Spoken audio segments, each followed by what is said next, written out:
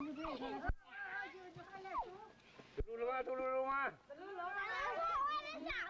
เอาลงมา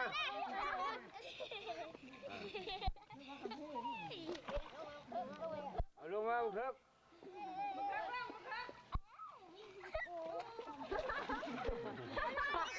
เว้ย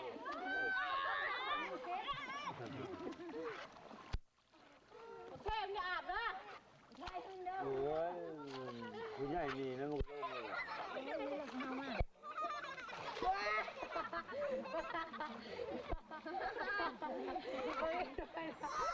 นนี้น้อยเลยเอาด้านหลังลงไปบูนะเด็กแบนนั่น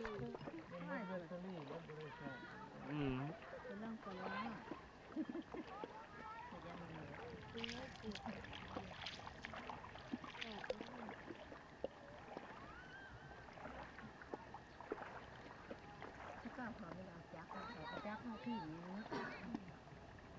ไม่ไป เห็นที่เห็นมันก็ก้าวไม่ได้จักเนี่ยมันเอาพี่ โอ้ครับ ผู้ใหญ่เห็นมันจะวุ่นหน้า นี่ยัง ขึ้นกระทานี่แก เนื้อทาน ขาน้อยยืดอยู่แล้วแปะเฮือเลย ไปท่านั้นบอกว่าไปนาหลอกมือไปนาไปกินกูชนยังมีไปยังกูไปขายบ่ลืมเนี่ยเลย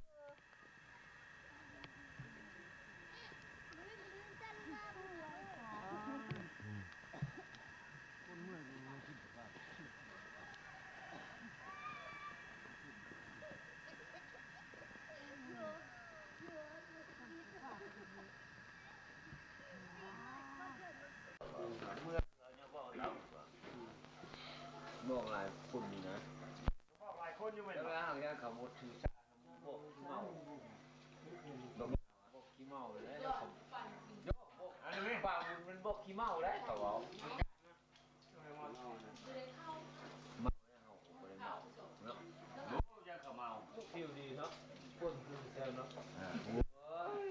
เอ้ยมาขึ้นเพลงด่าขึ้นเพลงด่าโอ้ยปวดด่าเลยยาไม่ได้แค่อันนี้แหละว่ามันกินข้าวบกผมหมานี่แหละอันนี้แหละ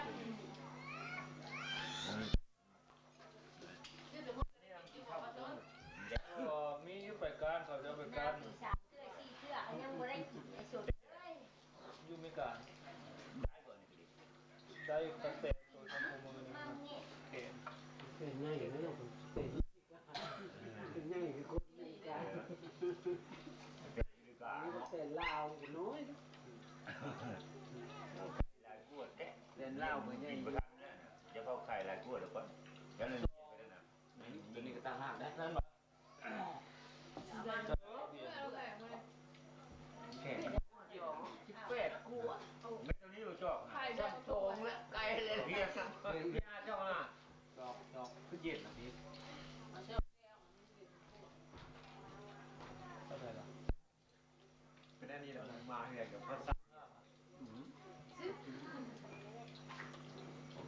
เชิญถามพี่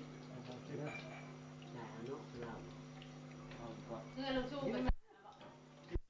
จ่ายก่อนจ่ายให้บอกว่าเงินลงชูนั่นมันเปิดเอาเงินมันเปิดก็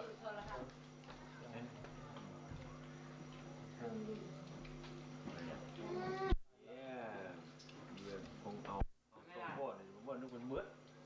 มีเมื่อคืนนี่แหละเมื่อไม่ได้มาบอกมือน้ำตาไม่ได้การส่งลูกส่งรังเรียนเขาเลยไอเสียนว้าวก็ได้ไหนก็ได้วะว้าวนะยังกินอยู่ดิพูดเลยว่าได้ไหนล่ะเจ้าไม่ได้ชัวร์มาเลยอ่ะง่ายอันนั้นแหละง่ายอันมึงว้าวอันบนไอชูว้าวมาเนี่ยมันเรียกได้กันชูว้าวกันว้าวให้ชูกันพังมีแต่เราว้าวมาหันนะอันนี้แล้วเราให้ว้าวกันมันแล้วปันให้ปันนาเทสวิธีใดให้มันเร็วมาพร้อมกันรถหล่อเลยนะ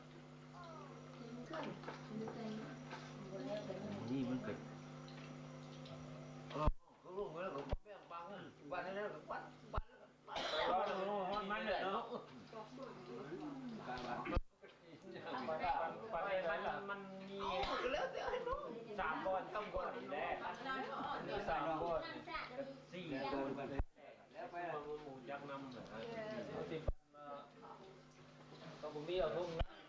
ฟองทุ่งนั้นทำเป็นยังไงตัวทุ่งนั้นตอนนั้นวะ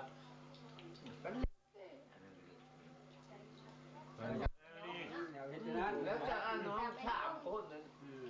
ปัดกันพูดซ้ำต้องพูดแล้วต้องแล้ว นั่นแล้วทำไอ้น้องข้างนอกก็ไม่จะฟัง